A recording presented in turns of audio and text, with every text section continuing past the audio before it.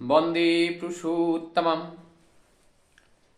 परम दयाल श्री श्री ठाकुर प्रत्येक दिन सुबह देवघर में या हिमायतपुर में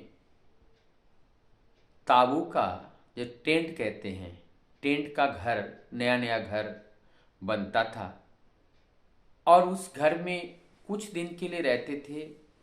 फिर वो घर वहाँ से हटाकर दूसरा जगह लेकर चले जाते थे।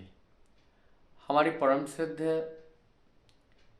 देवी प्रसाद मुखोपाध्याय लिख रहे हैं एक दिन तासू में, और ये घटना है 7 नवंबर 1957 की। एक दिन की सुबह वो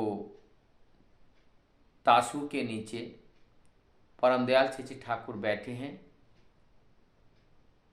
सूरज अपनी लालिमा लेते हुए पूरब की ओर आलोकित करते हुए उदयमान नवरूप से सबको मुखरित करता हुआ आगे बढ़ रहा है। ठीक इसी समय उसी तासू के नीचे जहाँ परमदयाल ठाकुर जी बैठे हुए हैं, परम पूज्यपाद श्री श्री बड़दा आते हैं, ठाकुर जी को प्रणाम करके चले जाते हैं। उसके बाद जो आसपास में जो भक्त लोग थे सब लोग प्रणाम कर रहे हैं। रुक रुक कर ठाकुर जी कुछ बता भी रहे हैं। कुछ नियम था ठाकुर जी के दिया हुआ। ठाकुर जी पसंद नहीं करते थे कि जब हमारे परम श्रद्ध केष्टदा परम पूज्यपाद श्री श्री बड़दा ठाकुर जी के पास आकर के जहाँ बैठते थे, ठाकुर जी के आसन के पास जैसे केष्टदा चौकी में बैठते थे तो चौकी को पहले ही वहाँ पर रख दिया जाता था। शिष्य बड़दा जिसमें बैठते थे उस आसन को वहाँ पहले लगा दिया जाता था। ठाकुर जी कहते थे आसन को पहले से लगा के रखना अच्छा होता है। ठाकुर एकदम जो देविधा के चेहरे की ओर एक नयन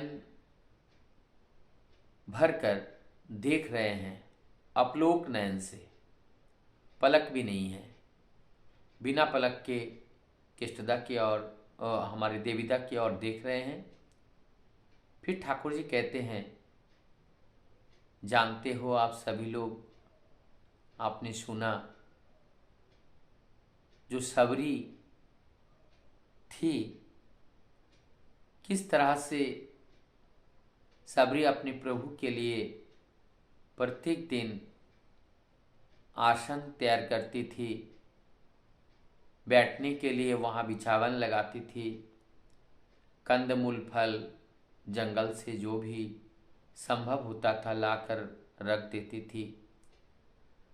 हवा के झोंका में यदि पत्ती भी हिलती थी तो सबरी समझ जाती थी कि कोई हमारे प्रभु राम आ रहे हैं। दौड़ते हुए जाती थी और जाकर देखती थी वहाँ कोई हवा में उड़ाकर कोई पत्ते या कोई चीज़ को ले जा रहा है, उसी का शब्द है।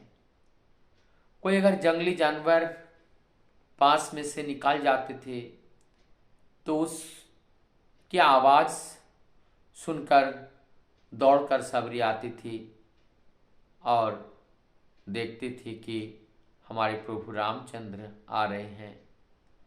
निरंतर रात दिन 24 घंटे प्रभु की आने के इंतजार में इंतजार कर रही होती थी। एक दिन 2 दिन करते करते जीवन का बहुत बड़ा एक पार्ट निकल जाता है।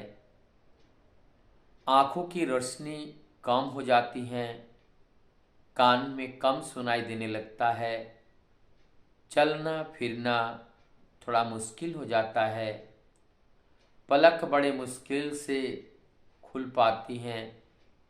ठीक इसी एकदम अंतिम अवस्था, तब भी वो इंतज़ार करती हैं कि हमारे प्रभु आ रहे हैं। प्रभु के इंतज़ार में प्रत्येक दिन वो अपने आसन, फल मूलकंद, भोग लगा करके बैठती थी।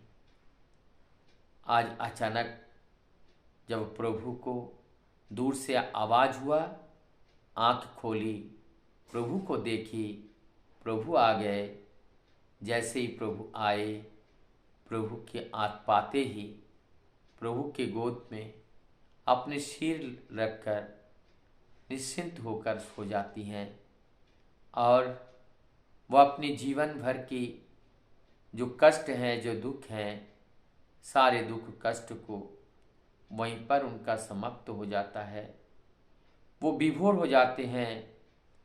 वो इतने बड़े प्रेमिक हैं, इतने बड़े साधुजन हैं कि वो क्या करे, उनको सूझबूझ से परे हैं कि आज प्रभु राम को हमने पाए हैं। तो ये भक्त हैं, हमने उनकी कहानी सुने हैं। शबरी का जो बेर है, वो बेर स्वयं खा खा करके देख रहे थे कौन सी बेर मीठा है, कौन सी बेर झूठा है। जो मीठा बेर है, इनको खा के मीठा लगा, फिर वही बेर प्रभु को देते हैं। प्रभु बड़े प्रेम से उस बेर को खाते हैं।